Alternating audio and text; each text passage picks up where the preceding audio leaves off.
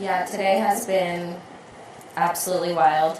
I've been competing here at the Olympics for a week or so now. I don't know. I've been out on that floor so many times competing, so obviously exhaustion and all of that sets in, but we still had to go out and compete one more time today, and it's such an honor to compete with these girls on both the beam and on the floor. Obviously, wasn't my best performances, but at the end of the day, whoever medaled, and that's what's so exciting because you just never know with gymnastics. So I'm not very, very upset or anything about my performance at the Olympics. I'm actually very happy, proud, and even more excited that it's over. But going out onto the competition floor and being the last person to go, from me stepping onto the floor, starting my routine to the finish, I was like so nervous.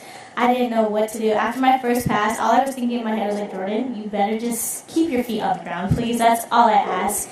But, you know, at the end of the day, when I was so tired, I didn't even realize my coaches put an inquiry in, and I was like, okay, yeah, like, let's see, it can vary. So when it came through, I was like very proud of myself. You know, it was my first event final and my first event medal. Like, this is crazy.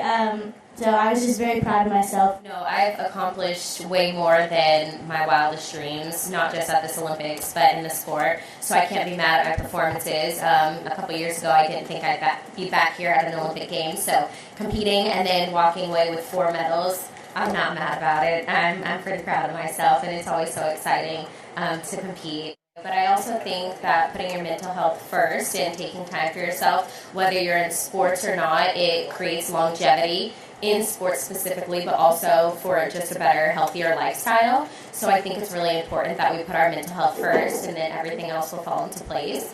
So thank you for that. And then I love Rebecca. She's absolutely amazing. She's an amazing person and even better gymnast. I can't say enough good things about her. She keeps me on my toes. She makes me want to perform better. She's very, very talented, so I see the longevity in the sport for her being very long. So I'm excited to see what's next for her to accomplish. First, it was an all-black podium, so that was super exciting for us. But then Jordan was like, should we bow to her? And I was like, absolutely. So we're like, are we going to do it now? And then that's why we did it. But she's such an excitement to watch, and then all the fans in the crowd always cheering for her. So it was just the right thing to do. She's sweet. Yeah, she's to go off of what she was saying, you know, she's an icon, a legend herself.